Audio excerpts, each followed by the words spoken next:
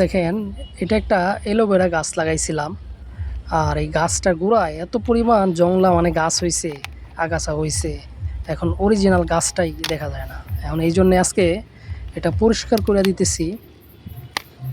দেখেন কি অবস্থা, এই গাছের ভিতরে পইরা মানে অ্যালোভেরা গাছটা এখন দেখা যায় না। চার সাইডে এত পরিমাণ গাছ হইছে,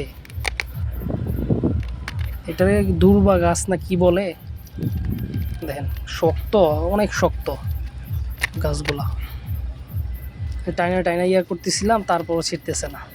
দেখ মানে অরিজিনাল যে অ্যালোভেরা গাছ, এইটাই একদম পুরা ঢাইকা দিছে। কি একটা অবস্থা! আসলে সব কিছুরই যত্ন না করলে এরকম হয়ে যায়। এখন দেখেন কি অবস্থা, এখন কতটা ভাল লাগতেছে গাছটা, একদম পরিষ্কার। আর আগে কি জংলা ছিল।